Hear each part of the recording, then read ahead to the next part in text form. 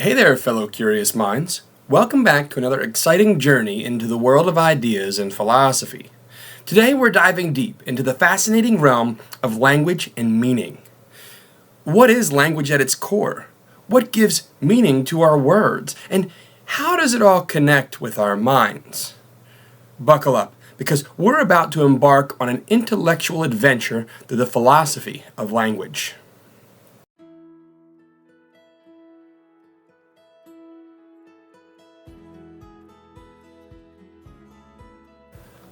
Now, before we get started, let's take a moment to appreciate the great thinkers who grappled with these fundamental questions over the years. From Frege to Grice, philosophers have taken different paths, leading us to two distinct territories in the world of philosophy: analytic and continental traditions. Don't worry, we won't get lost. We'll keep our focus on the philosophy of language. Alright, let's start with semantics. The study of meaning. It's like unlocking the secrets of communication. Ever wonder what it means to have a theory of meaning? Well, hold on tight as we follow the brilliant David Lewis and his fascinating distinction between two kinds of theories. David Lewis, a prominent figure in the philosophy of language, offered profound insights into the nature of meaning. He drew a crucial distinction between what a certain thing means for a certain group and theories about how or why certain symbols acquire meaning in the way that they do. So, let's break it down. The first kind of theory deals with meaning relative to specific groups. Picture this: different languages and cultures might attach distinct meanings to particular words or symbols.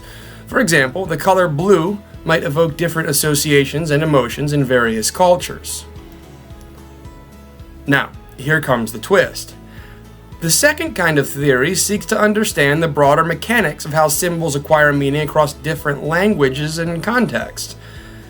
It delves into the deep-seated roots that tie all languages together, unraveling the universal aspects of semantics.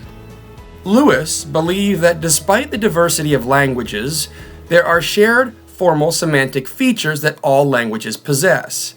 This common thread weaves through the fabric of human communication, connecting us in ways beyond cultural boundaries. So, whether we're conversing in English, Mandarin, or any other language, there are fundamental principles governing how words, phrases, and sentences acquire meaning, bridging the gaps between our distinct linguistic systems. Imagine you're strolling through a linguistic marketplace where every language is a unique stall, showcasing its intricate symbols and sounds. While the merchandise might differ, there's an underlying structure that many of these stalls share. That's where the fundamental principles come into play. These principles govern how words, phrases, and sentences acquire meaning. Take, for example, the concept of verbs and nouns. Across languages, we find a constant pattern. Verbs often denote actions, while nouns refer to entities or things. This commonality isn't confined to specific cultures. It's a universal trait that transcends borders. Let's explore another example: word order. In many languages, including English, the subject typically precedes the verb in a sentence. While some languages might switch this order, the underlying principle of organizing subject and verb remains consistent. This pattern holds true whether you're speaking in Spanish, Russian, or Swahili. Now, let's talk about negation. Across diverse languages, we observe a similar pattern when it comes to negating statements. Whether you're saying not in English, nein in German, niet in Russian, or non in French, the principle of conveying negation through a specific word or expression holds firm.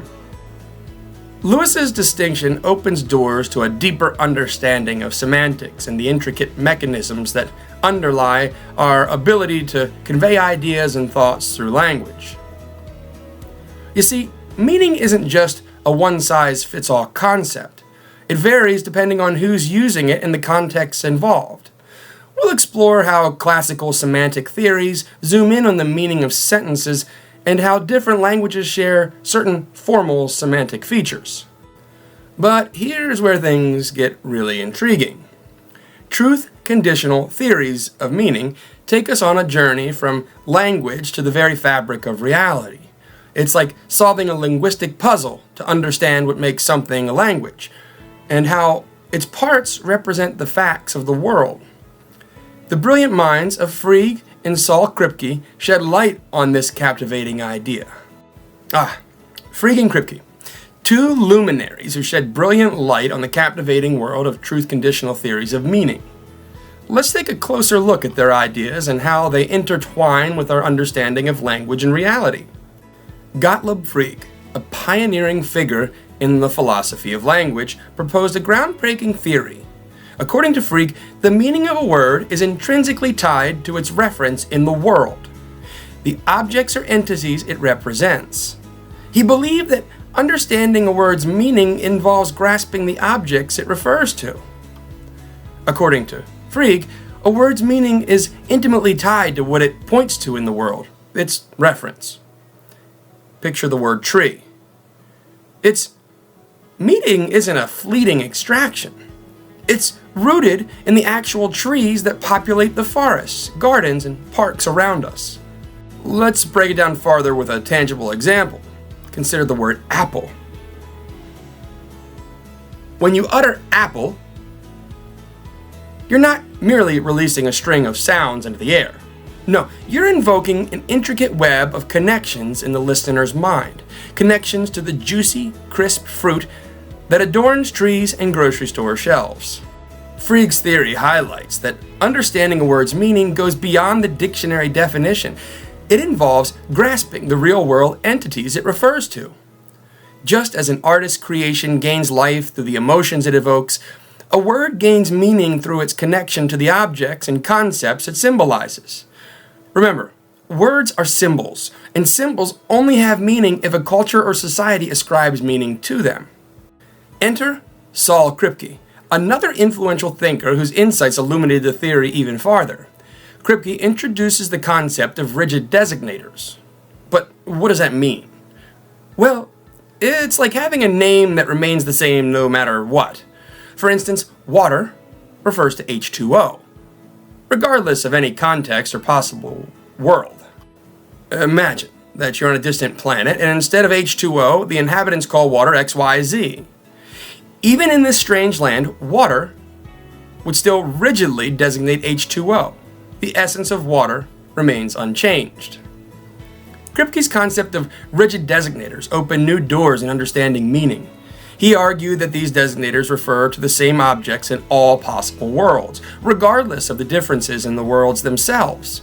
This notion challenged traditional thought and brought a fresh perspective to the philosophy of language. Frege and Kripke's ideas intertwined beautifully, creating a powerful truth-conditional theory of meaning. The theory holds that the meaning of a sentence is not just about the sentence itself, but it's dependent on whether the sentence corresponds to facts in the real world. Think of sentences as powerful messengers conveying information about the world's state. The meaning of a sentence lies in its truth conditions. What needs to be the case for the sentence to be true or false? Through the lenses of Frege and Kripke, we see an interplay of language and reality. Words aren't just arbitrary symbols, they carry the weight of truth and reference, connecting us to the fabric of existence itself. So, the brilliance of Frege and Kripke shines brightly, illuminating our understanding of truth-conditional meaning. Their ideas continue to inspire and shape the way we think about language, meaning, and even our place in the world. Okay, let's shift gears and explore the captivating world of mentalist theories of meaning. This is where language and the mind dance in harmony.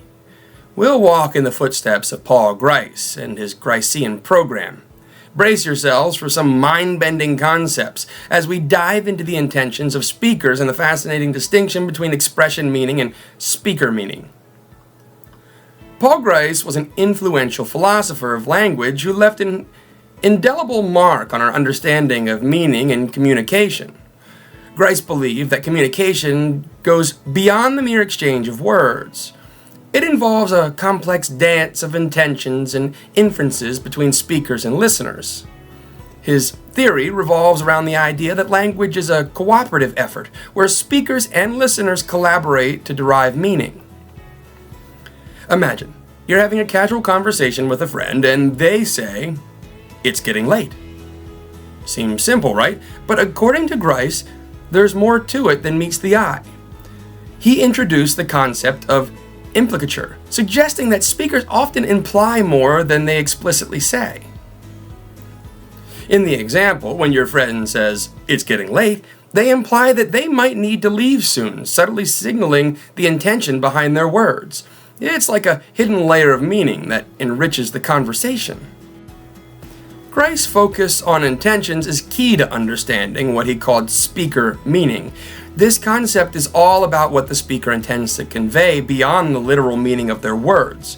So next time you're in a conversation, pay attention to those unspoken meanings and intentions. Grice's program farther unfolds when we explore the distinction between expression meaning and speaker meaning.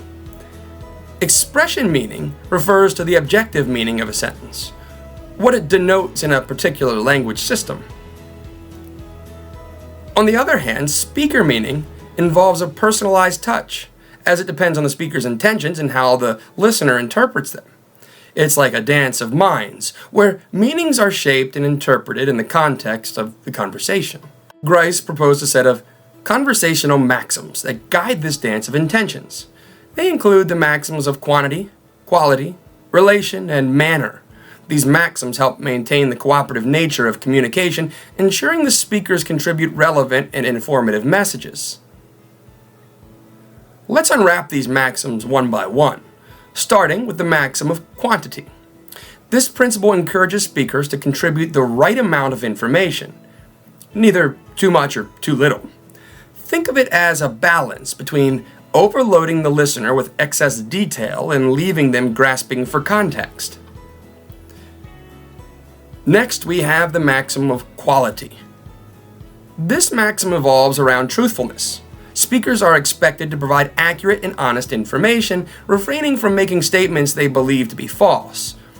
It's like a pledge to uphold the integrity of the conversation. Moving on to the maxim of relation, this principle encourages speakers to stay relevant and on topic.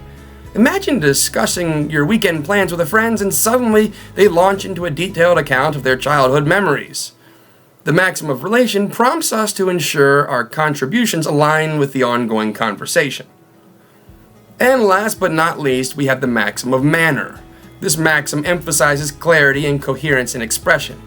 It nudges speakers to be clear, concise, and organized in their delivery. Picture a beautifully choreographed dance of words where each step flows seamlessly into the next. Yet, like any theory, Grice's program faced challenges. There are instances where the maxims are flouted, leading to what's known as flouting the Gricean maxims. In such cases, speakers intentionally deviate from the maxims to achieve specific effects, like sarcasm and humor. Grice's work has sparked fascinating debates in the world of linguistics and philosophy. It opened doors to understanding the complexities of communication and the intricate web of intentions woven into our everyday conversations. So as we continue our philosophical journey, let's keep Grice's ideas in mind. The next time you engage in conversation, listen for those implied meanings and intentions that enrich our linguistic dance. And remember, the beauty of language lies not only in the words we say, but also in the unspoken depths of meaning we share with one another. But wait. Like any good mystery, there's a twist. Speaker meaning isn't the only piece of the puzzle. We'll dig into the complexity of language when it's not just about conveying information, but also about persuasion, reminding, and confessing. As we venture farther into the intricacies of language, we encounter moments when communication becomes more than just relaying information. It becomes a powerful tool for persuasion, reminding, and confessing. Imagine you're engaged in a friendly debate with a colleague. They passionately present their argument, aiming to convince you of their viewpoint. This is the art of persuasion, where language takes on the role of swaying opinions, appealing to emotions, and influencing beliefs. But language isn't just about persuading others. It also has the ability to remind us of significant events and cherished memories. Think of a nostalgic conversation with an old friend, reminiscing about shared experiences. Through language, we rekindle emotions and relive moments long past. Additionally, language can become an instrument of vulnerability and honesty. Picture a heartfelt confession where someone musters the courage to reveal their innermost feelings. In such moments, language becomes an agent of self-expression, connecting us on a profound emotional level. You see, language possesses this remarkable versatility, adapting to diverse human experiences. It can convey joy, sorrow, anger, love, and everything in between. It's like a painter's palette, splashing the canvas of our interactions with vivid hues of meaning. But let's not forget that language's complexity goes beyond just these aspects. As we communicate, we might find ourselves trying to understand others' intentions and motivations, uncovering the deeper layers beneath their words. There might be instances when the speaker strategically deviates from conventional meanings, using irony, sarcasm, or humor to add a touch of wit to the conversation. Such instances of flouting the Gricean maxims play with the conventional rules of communication, challenging the listener to discern the underlying messages. These complexities reveal the rich diversity of human language, a system woven with threads of meaning and intention. Grasping the true essence of language requires us to navigate this intricate web of communication, embracing the art of both explicit and implicit expression. The labyrinth of our inner monologues, the language of our thoughts, presents some of the most profound challenges for any theory of meaning. We'll examine the intricacies of thought and how it fits into the grand puzzle of philosophy of language. When we engage in introspection, we find ourselves immersed in a world of thoughts and ideas. But here's the enigma. How do we put words to these fleeting mental phenomena? How do we express the ineffable intricacies of our inner experiences? These questions are at the heart of the grand puzzle of the philosophy of language.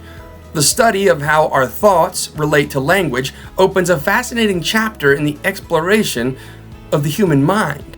As we converse with ourselves silently, language becomes an instrument through which we understand, process, and interpret the world within us. But here's the catch. The language of thought differs from the language we use to communicate with others.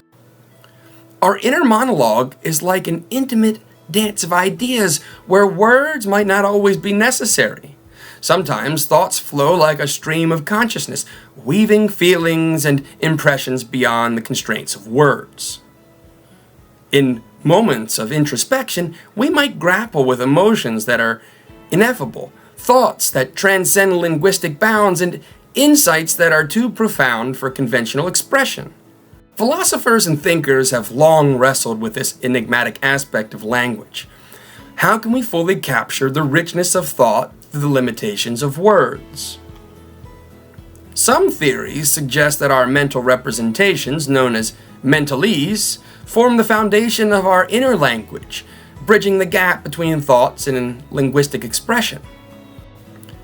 Others argue that language and thought are inseparable, and our understanding of the world is intrinsically shaped by the linguistic structures we use. As we delve deeper into these philosophical inquiries, we find ourselves on the cusp of a profound understanding of the human experience. The language of our thoughts intertwines with our perceptions, emotions, and consciousness, a kaleidoscope of meaning that continuously shapes our reality. So, what's the verdict? Is there one theory that holds all the answers? Well, as with any philosophical inquiry, the journey's ongoing. My friends, the beauty lies in not finding a single solution, but in the endless exploration of ideas. As we wrap up this captivating expedition into the philosophy of language, I hope you're as intrigued as I am by the complexity and richness of meaning. From semantics to truth-conditional theories and mentalism, we've touched on some fundamental aspects of language and the mind. But remember, this is just the tip of the iceberg. There is so much more to discover and discuss. Now, it's your turn. I'd love to hear your thoughts and ideas on this mind-expanding topic. Share your insights in the comments below, and let's continue this journey together. Don't forget to hit the like button if you enjoyed this video and subscribe to our channel for more explorations into the world of philosophy and beyond. Until next time, keep questioning, keep learning, and keep embracing the wonders of knowledge. See you soon, fellow thinkers.